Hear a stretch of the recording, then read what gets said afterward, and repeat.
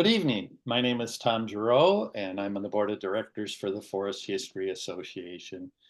Tonight's webinar is going to be exciting and fascinating about the Menominee people by David Grignon. But first, I wanted to do a little shameless promotion of our organization. You see on the screen our mission to inform, educate, archive, and publish. So this effort tonight is about inform and educate. And so if you wanted to support our mission, the webinars are free. They always will be free. You can join for free all the time. But if you would consider becoming a member, that would help defray the cost. Reasonable price membership, $20 a year. And it would also provide you a discount to our conference, which is coming up in October. Oops. There it is. So here's a little preview of the conference, and it's going to be all about the Menominee people. And so these webinars, these first two webinars in October are all about a teaser for what's coming to our webinar in Kashina on October 11 and 12. So at this point, I'm going to turn it over to my coworker, Don Schnitzler, who's going to maybe talk a little bit more about the process and how to go to the conference. So, Don. Okay, well, all I can say about the conference is I hope that if you have any interest, that you sign up, because it surely should be a very good conference. The 2 days are packed with informative lectures and things to do. So I think it's going to be well worth the while of going to Kashina that day. For tonight, we're going to have a webinar, and to help make that presentation run smoothly, we're going to ask everyone to pose questions using the chat feature, which is likely located at the bottom of your screen, and it just says chat below it. What happens is, as you record the questions or type in your questions, Tom and I will watch them, and then we will hold them till the end of the conference and relay them to David to answer questions as we go through them. If during the course of tonight's presentation you run into any trouble and you want to reach out to Tom or I, use that same chat feature, let us know what the problem is, and we will see what we can do from this end.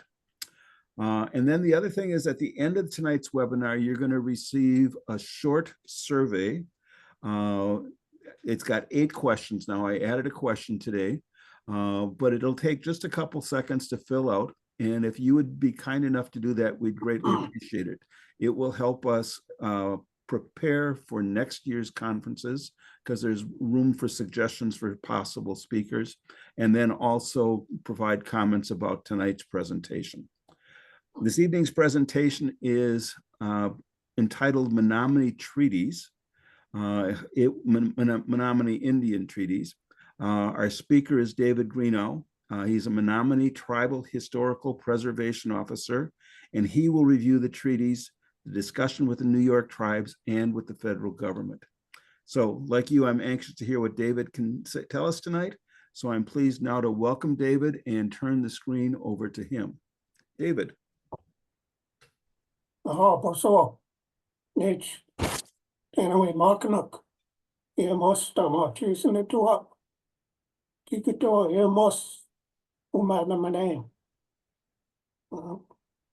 Okanum, Menominee, and as we see an aqua, and then a totem, Wow, and it's Kiwakian, Menominee, Menominee Preservation, Kashina, Wisconsin.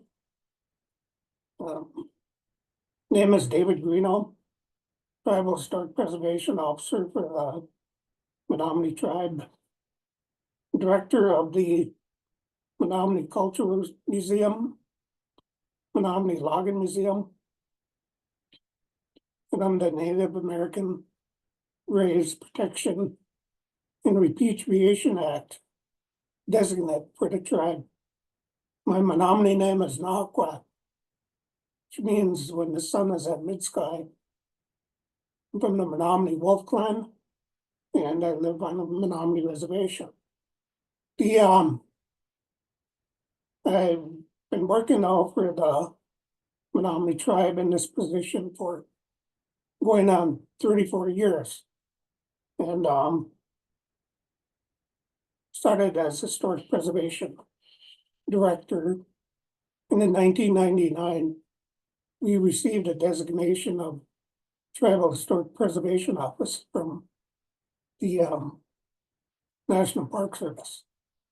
The Menominee Reservation is located in northeastern Wisconsin, and we have 235,523 acres of land, of which 70% of that is forest.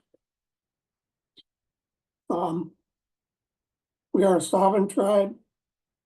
We make our own rules, and we are a sovereign nation. Next slide. Talking about the Menominee Nation. We are indigenous to what is the state of Wisconsin, in part of Upper Michigan.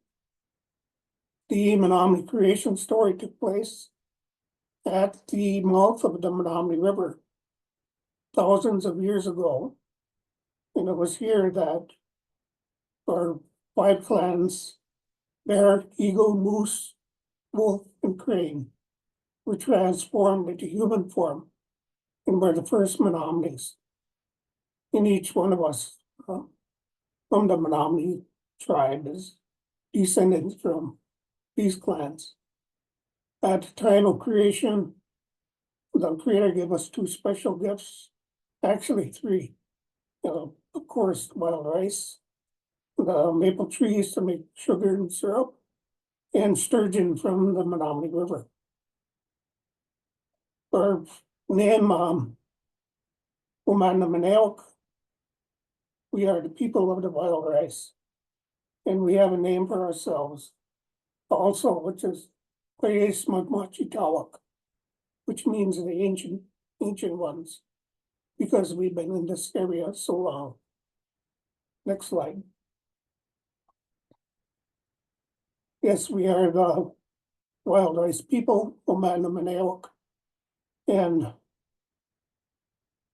after the treaties, we had moved to this reservation, which I'll get into later. But we did our harvest wild rice on Shawnee Lake for a number of years. Next slide. The Menominee territorial range is quite vast. And we did a study from this office some years ago, and we were asked by our leadership to identify where the Menominee people lived, hunted, fished, traded, and we came up with several areas, starting from Michilimackinac down the coast of western coast of Lake Michigan, down Chicago, down the Illinois River to Davenport, Iowa, into parts of Iowa and Minnesota and back. Doesn't mean that we own this area, but we had fishing camps, ricing camps, hunting areas, and we shared the land with other tribes. In doing so, we could hunt on other tribes' lands, and they so could hunt on ours. Next slide. The Menominees lived on the Menominee River for thousands of years. And from the mouth up to Sturgeon Falls, up to the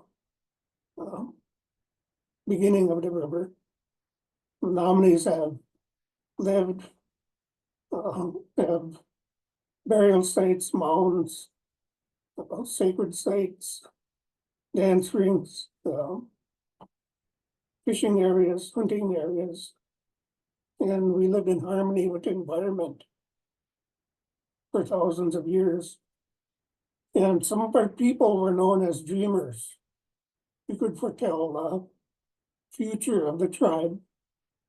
One of our tribal elders had a dream that over the bay, the elder said a huge wooden vessel boat would come.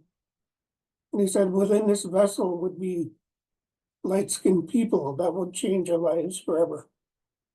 And in 1634, Jean Nicolet, the French explorer, arrived at Menominee village visited the Menominees at the Menominee River.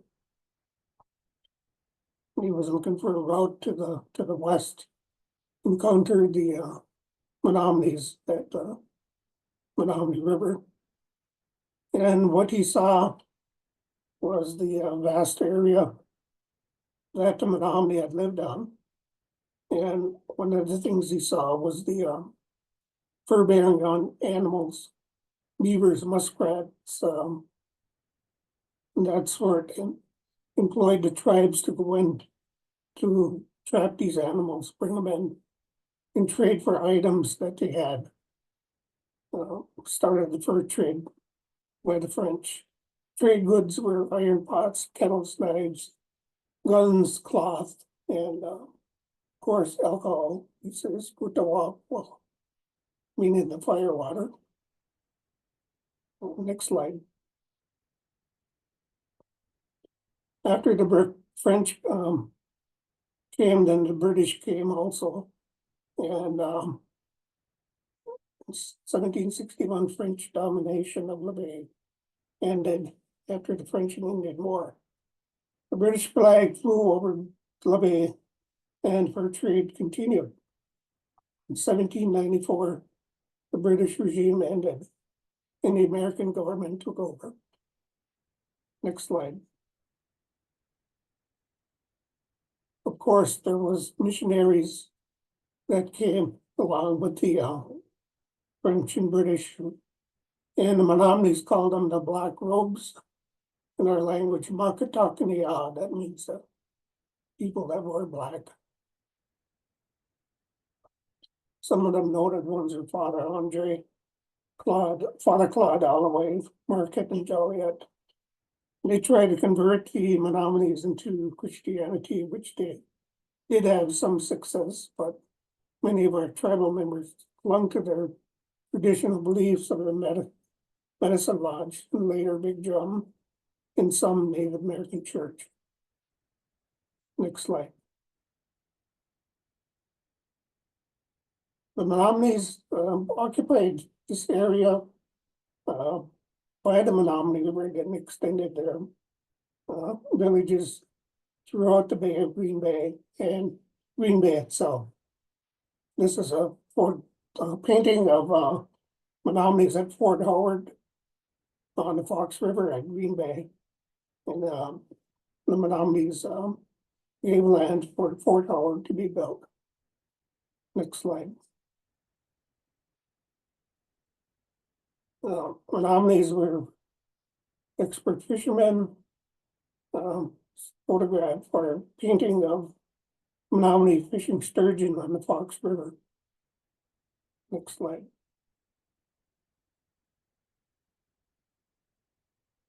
The area of Green Bay, there was a village called the Old Kings Village, Menominee Village. Those villages all around at Duck Creek, Chief Sackatook's village, and over by Point Sabo, Chief Lamote's village, and others. And up the coast of the Bay up to Badenoch, and of course North County, which is there now. And it was here that the Menominees would start hearing the inquiries from the American government about the land that we had, which the wanted to buy land from us, but it was a very foreign concept to us. We didn't know what selling land was, or boundaries, or anything like that. Within these negotiations or talks, some of the interpreters did not speak the Menominee language, and some of the interpreters were actually spoke Ojibwe, which is an Algonquin language, but is not the same as Menominee.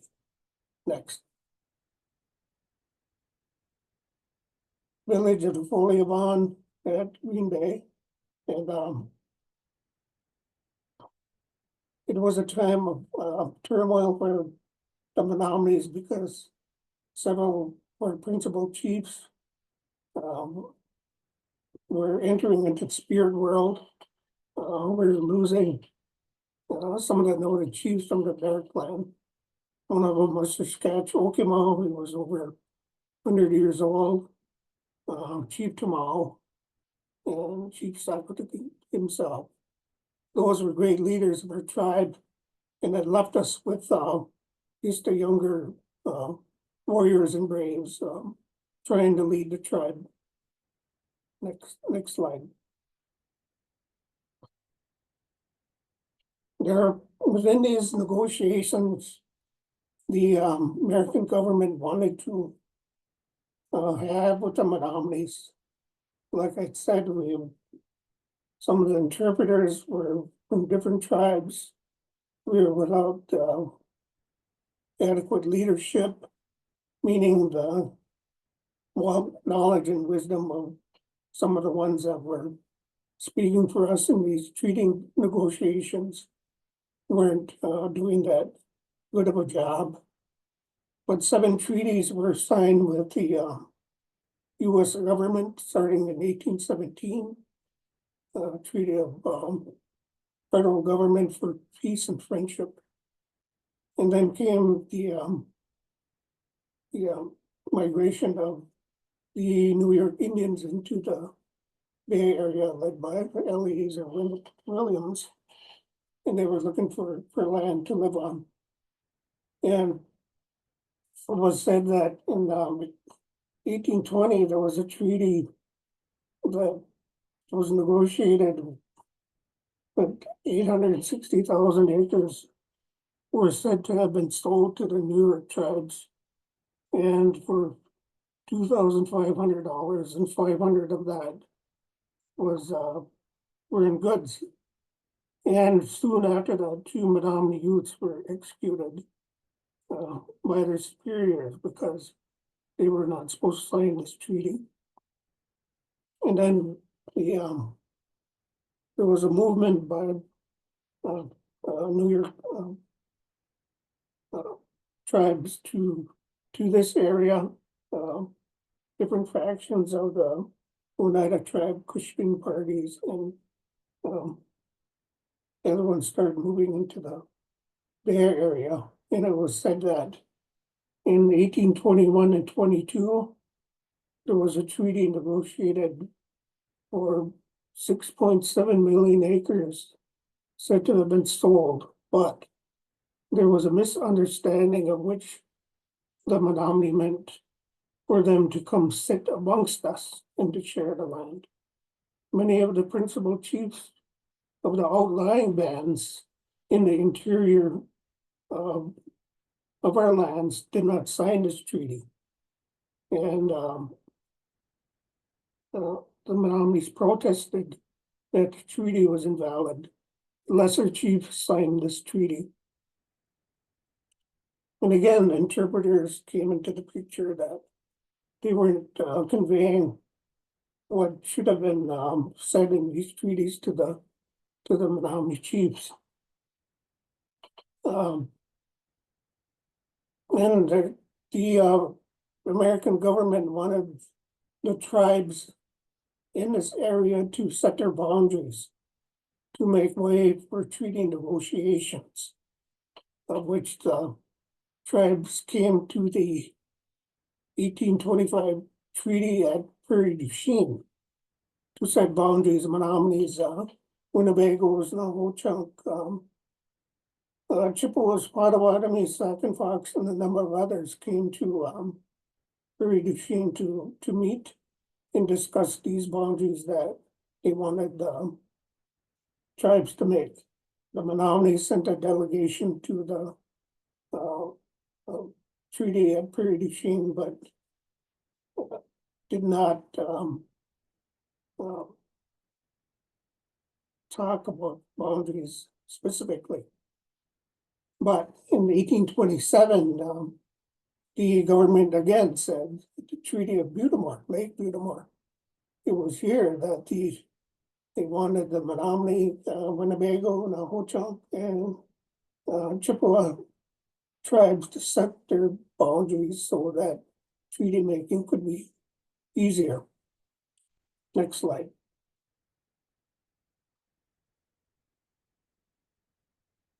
So there was a dispute with the New York Indians of what was sold, what was not, what was ratified, what was not, and which led to the 1831 treaty. And in the previous treaty before that, 1827, the Menominees were without a head negotiator, and was Governor Lewis Cass, who was one of the American government negotiators, told the Menominees that they had better appoint someone to speak for them, take them through the treaty era. And there was two young chiefs from the Bear Clan, of which the leadership came from. They were Thomas Caron and Oshkosh. And at the Treaty of 1827, the treaty medal was hung on Oshkosh, and he was named head chief and negotiator for the people. And it led us to the following treaties, of which again they asked us in 1831 to come to the treaty table, the Menominee tribe. And within this treaty, they had asked, of course, for more land for the immigration of Europeans that were coming, and we were asked to settle this dispute with the New York tribes, of which the Menominees did. They paid over 500,000 acres to the American government for the New York tribes. And that this treaty ended the long dispute over land with the New York tribes. Oshkosh was very disgusted with this treaty. In fact, he sent Chief Grizzly Bear to talk for the Menominees. And it was Grizzly Bear that said, we have our war chiefs and we do, like your senators, insult them all. When we all agree on anything, it cannot be otherwise. The forest is our life. We do not like to part with it for any more land. Next slide.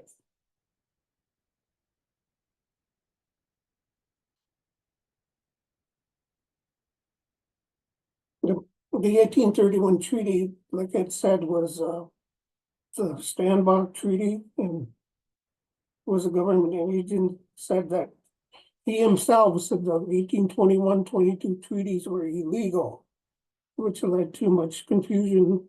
However, Standbach wanted the Menominee to cede to the New York tribes in good faith, and the Menominees, like I said, ceded 500,000 acres to the New York tribes, plus 2.5 million acres to the government. And like I said, Chief Oshkosh was named head chief of our tribe in 1827 at Butamore. And the want for more land came again, the Treaty of 1836. And it was here that the American government wanted the more lands from the Menominees, specifically the heavily timbered pine areas in Menominees. And I can only imagine the chiefs going to the treaty table and having to negotiate these treaties, knowing well that if they didn't do it, the military would take it away from them. So they tried to get as much as they could from the treaty negotiations. 1836 Treaty of the Cedars of the Fox River. And Michigan becomes a state, and Wisconsin became a territory.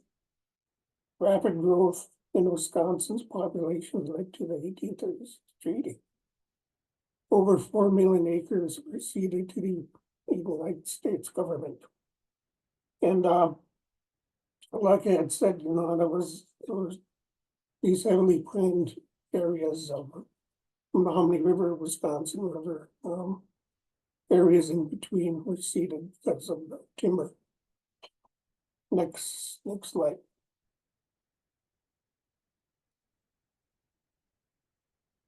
And looming on the horizon, Wisconsin wanted to become a state. And what was in their way was the last land holdings of the Menominee tribe. And the government called the Menominee chiefs to the table and said, we need to buy the rest of your lands. In exchange, we'll give you 600,000 acres in the Crow Wing country of Minnesota. And it was here that Oshkosh and other chiefs said, within these negotiations, they had said this was a good area full of fish and game and other a good place to live. And our chiefs put a clause into the 1848 treaty to visit the area, which they did travel, walking, horseback, horse and buggy, even got on the boat and went up on the Mississippi River part of the way to Crow Wing.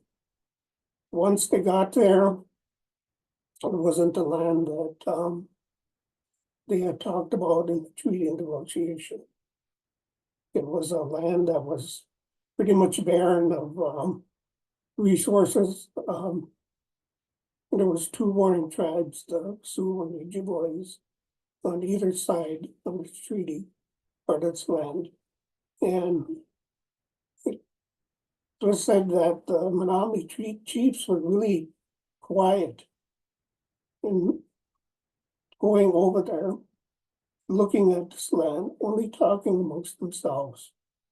And Chief Oshkosh was said to have said to the government people that had went along with them, said, we're not accepting this land, we are not moving. And he came back amongst the tribe here in Wisconsin, the chiefs, and they said, told the chiefs, told the people, we're not moving, we're not accepting this land. He said, what I'll do is take a delegation of chiefs to Washington to speak to the president, which he did. Next slide. And when they got to Oshkosh, or to Washington, Chief Oshkosh, the chiefs got an audience with President Fillmore. And Chief Oshkosh, two interpreters, of course, said the poorest land in Wisconsin is better than that of the Crow Wing. Said we are not moving. And he asked the president to, said there's land up on the upper Wolf River. It's called a wilderness. Nobody wants to live there. Let me move my people there. We have lived there for thousands of years, and we'd like to make that our home. President Fillmore said to him, I'm not gonna decide here right on the spot. Go back to Lake Quiggan and wait for my decision. For which he did. The Nominees traveled back to what would become Wisconsin, to the Lake Quiggan area, and told people that the president will be making a decision soon of what they're gonna do with this. Next slide. In 1954 came. The president had said, yes, you can move your people there. And this is when the Menominee Indian Reservation was created. Some 276, no, 284,000 some acres of land, of heavily forested land, of which chiefs wanted to live on. And why was it a wilderness, and why didn't nobody want to live there? Because of the trees.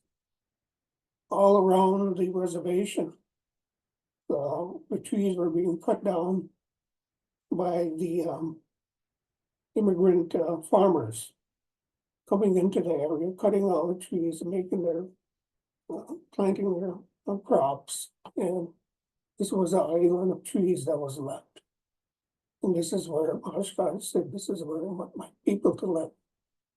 And the reservation was established.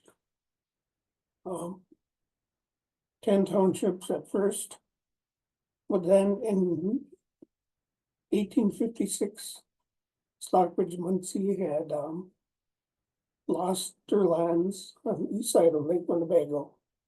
It asked the Menominees for land, and Menominees ceded 2 townships of the 1854 treaty lands to the Stockbridge Muncie. And I didn't speak too much about the Brothertons. They had in the 1831 treaty were given land along with Stockbridge Muncie's on the east side of Lake Winnebago. And but that's another story, that one. This was to be our home. This is where the Menominee trees, what we wanted, was a mere fraction of the 10 million acres that we did occupy. And there was another reason why we wanted this land, because of the Wolf River that bisects the Menominee Reservation and runs into Lake Winnebago eventually. And it was the migration of sturgeon every year, every spring, to the traditional spawning grounds at Sheena Falls. Another reason we wanted this land. The land itself, Chief Oshkosh was said, we don't have to cut all these trees down. Like it's going, like what's happening off this land that we are living on now, on this reservation. Said the trees are sacred to us. We are one with these trees. We've always lived with them, and they've lived with us. If we need trees for any reason, we can start at the east end of the reservation and gradually start to the west, cut the dead and down timber. And by the time we get to the western end of the reservation, it'll be time to start over. And that was the wisdom and knowledge of Chief Oshkosh. Still lives today with sustained yield forestry here on the Menominee Reservation. This would be the Menominee's home. This still is our home. We've been through a lot here on this reservation. The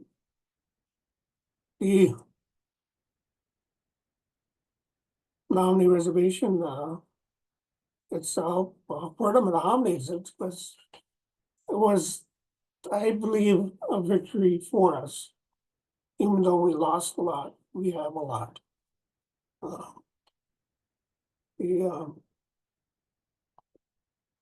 And in later years, we went through a lot with the government, cultural relation and assimilation, attempts of termination, because we were doing so good with our reservation forest lumber mill, providing all we needed with the sale of logs and lumber to support ourselves. We did not need the trust responsibility of the federal government, because we paid our own way. And but that ended when we won a lawsuit against the federal government to because we sued them and won a lawsuit and wanted to distribute some of that to our tribal members. They forced termination on us to be terminated from federal supervision. We lost a lot through that.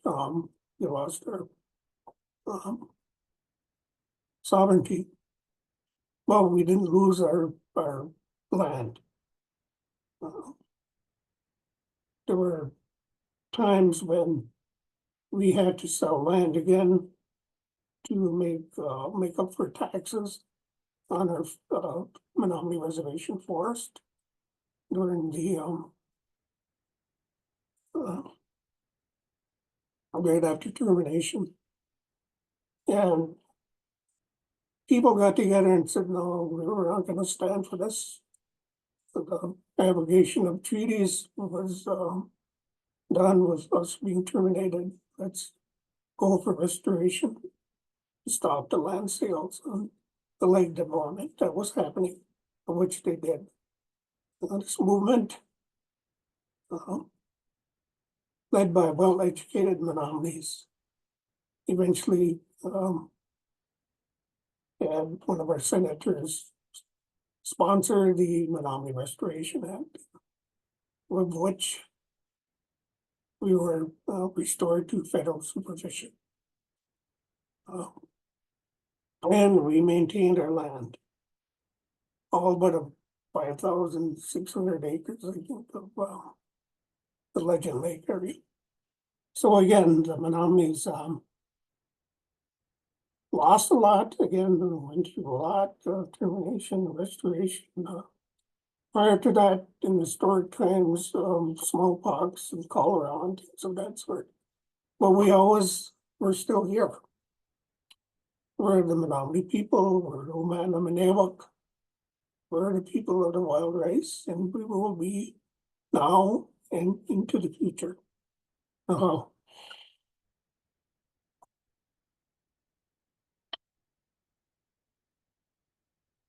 Any questions?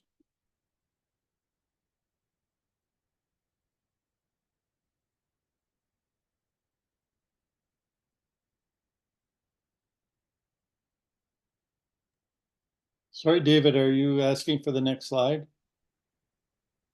No, that's it. That's as far as I'm good. Oh, okay. So we'll get to the questions. There's a few here.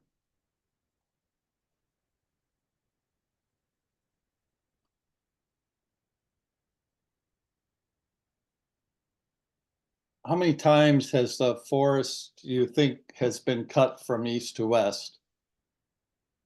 Well, that's a good question. It's with our sustainable management, it's cut on a 15-year cycle. And within that 15 years, the reservation is cut over, but it still looks the same. I really don't know how many times it's been cut over. So Then someone commented about Dr. Cornelius and you introducing themselves in the Menominee language, and they were wondering how the efforts are going to preserve the language so it isn't lost. The Menominee people have initiated, well, since restoration to because even during termination, we did lose a lot of our language because it was felt that parents felt that they didn't have to teach it no more to the kids. But after restoration, there was movements to revitalize and start preserving the language. And Menominee started now, depending on trust responsibility, getting grants to do different things. And one of them was language preservation, of which we're proud of what we're doing now. We have a language immersion school. Menominee language is taught K through 12. Menominee Tribal School and Menominee Nation School District. And just recently, it's not tribal, but some individual Menominees have a 501c3 Menominee U, it's called. And it's total revitalization of the Menominee language, teaching tribal members how to speak.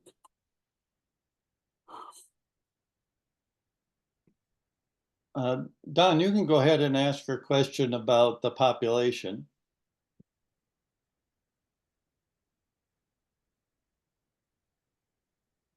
Are you there, Don? There we go. Sorry about that. You mentioned in your talk about the treaties ceding 2.5 and 4 million acres of land to the U.S. government.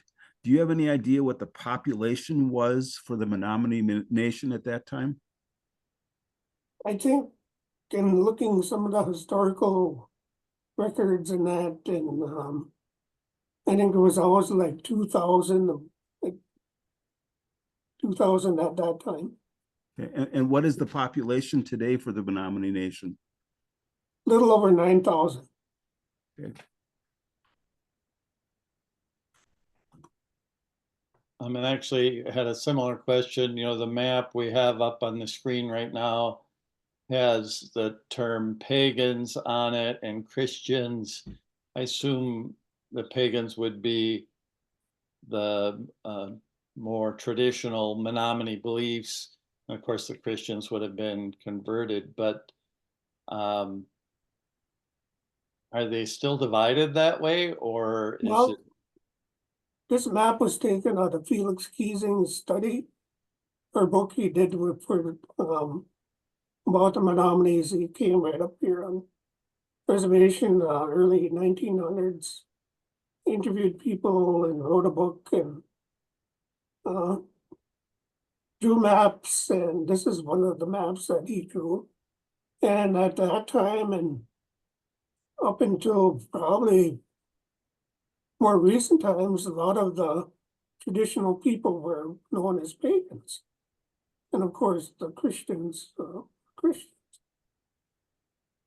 And today it's just traditional or Christian.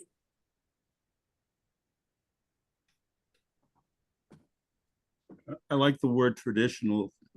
I do too. Pagan. So Well, pagan is derogatory. I agree. correct. And it, you know, the forced assimilation and Christianization of the Indian people across North America was really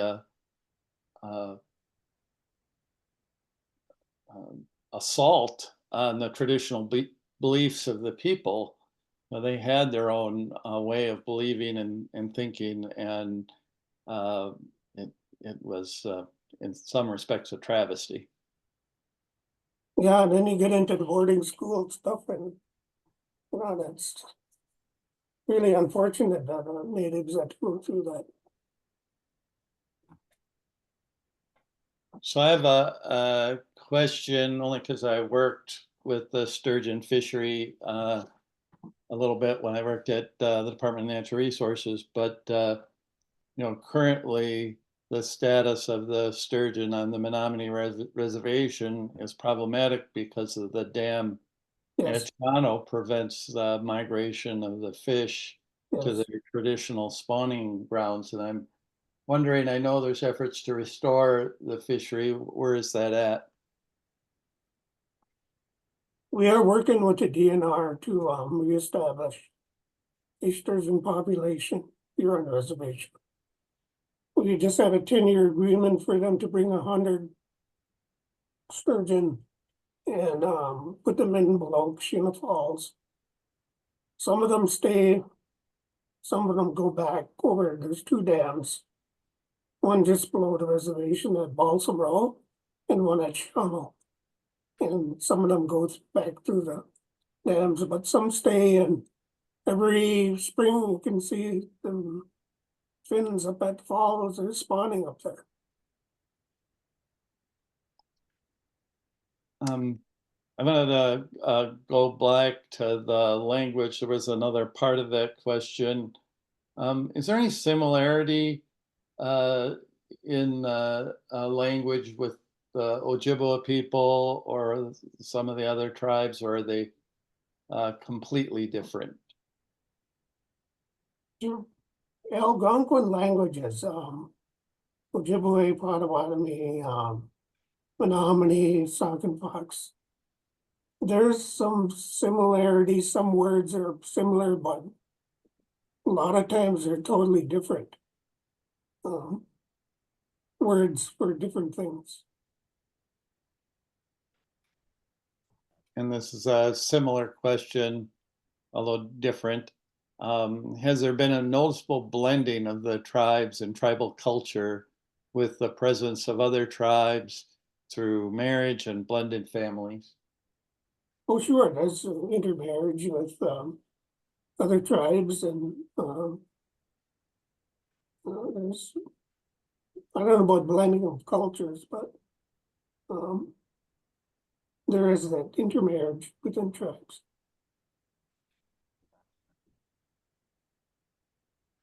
There was a question here about the area on the map, Zor. Is that still a more traditional area? It's still known as the traditional town of our reservation. That's where the ceremonies are held, traditional ceremonies for the big drum.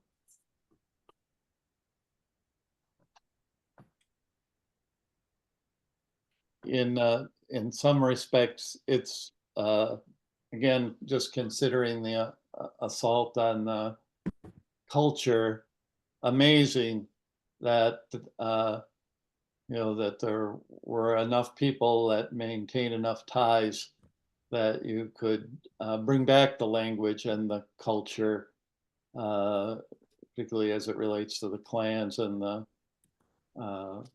creation stories. It's just amazing that the people were able to hold on to that given the intense pressures through, as you mentioned, Indian boarding schools, etc.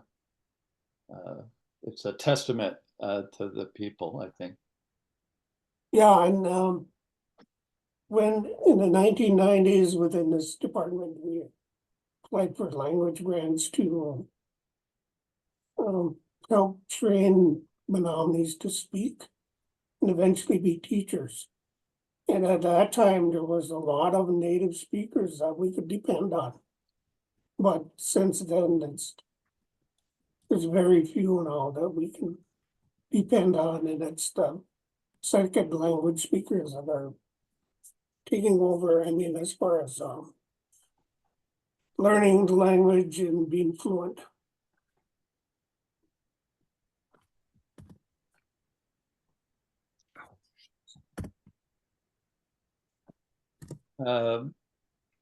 What about during the French fur trading era? Was there a lot of relationships established between the French fur traders and, marriages, for instance, to the Menominee people?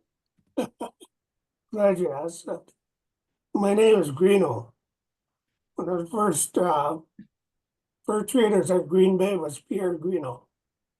And the Grignon family is reported to, of course, French married into the Menominee tribe. So right there, you can see that there was the blending of marrying into tribes. Rick asked the question about what periods was the village of Menominee inhabited. Oh, okay, Menominee. What age or what? What period? Kind of what dates?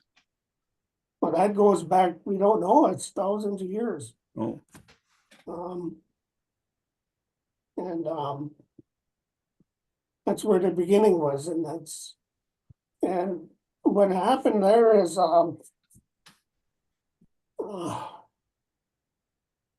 Walter James Hoffman, he was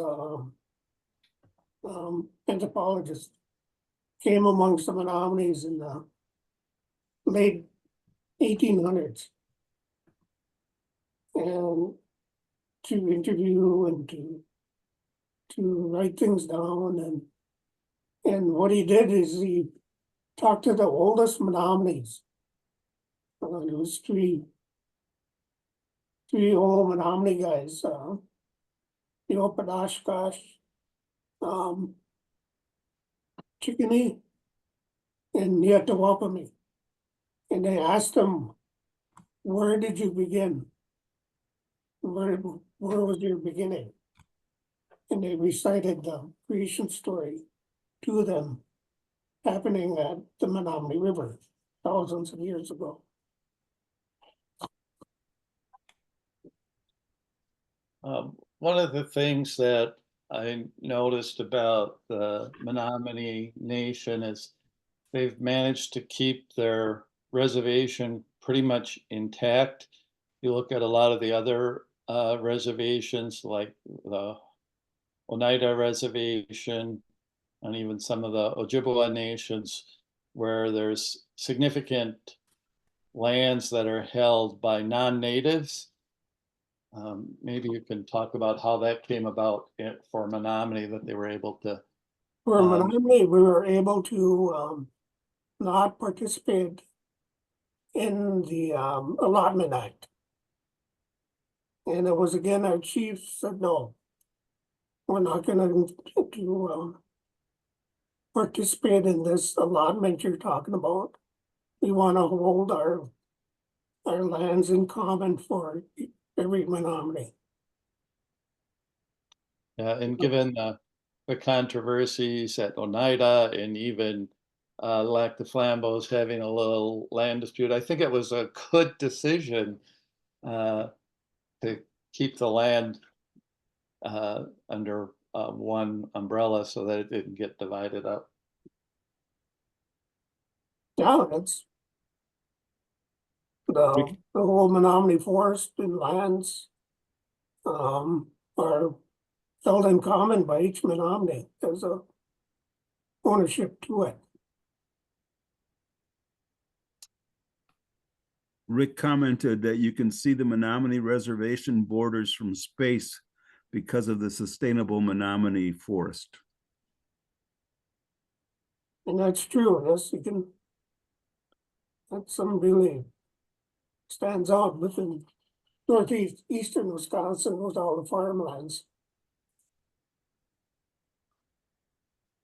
So David, I learned something new tonight. I heard the story of Chief Oshkosh going to Minnesota to look at the land and going back to renegotiate the treaty for land in Wisconsin where it was familiar to them. What I didn't know is that that was actually built into the treaty. Yeah, but there was a clause that the chiefs must have said, well, we want this put in as a article or whatever it is, that we visit those lands before we make a decision.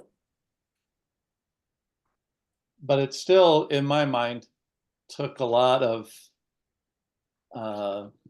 fortitude to go all the way to Washington, D.C. and negotiate and be able to stay in their homeland. I think the effort that Dr. Cornelius talked about to move people west of the Mississippi was pretty intense because the land was valuable, and people weren't happy with millions of acres that were seceded. They wanted everything, and I think it's a testament to the chiefs at the time that they stood up. Andrew Jackson's Indian Removal Act. Yeah. He wanted everybody across the Mississippi. But the Menominee said, no, we're not moving.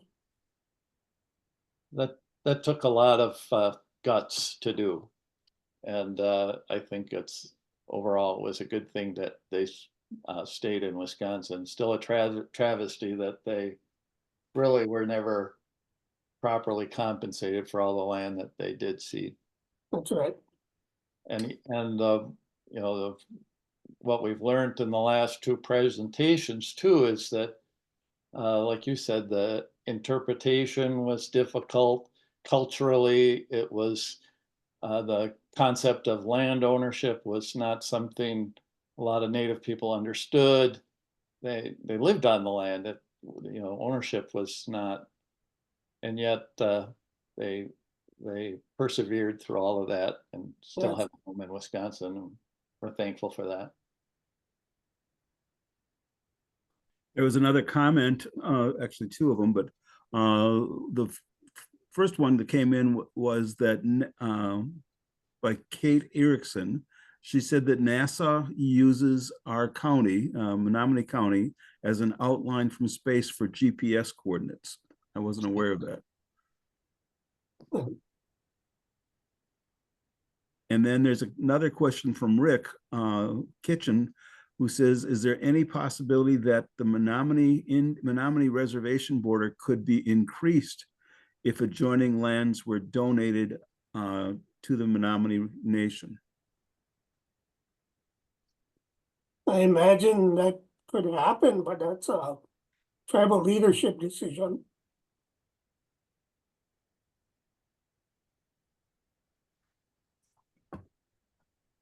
There's a couple comments in here from people who, let's see, I just saw it. Cindy Stiles made a comment. She said, thank you, David, for sharing the information.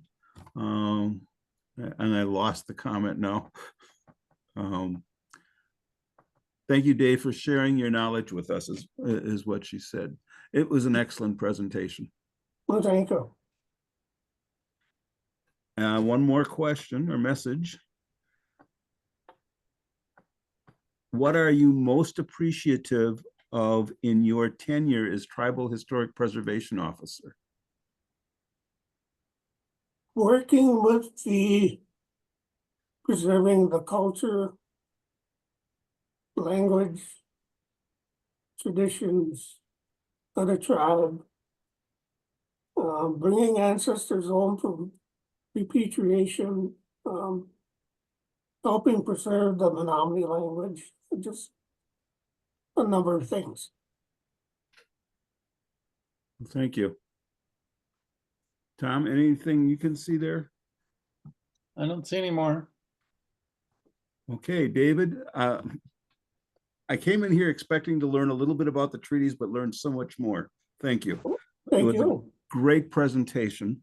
I look forward to seeing you at Kashina. I'll probably bend your ear a little bit there too.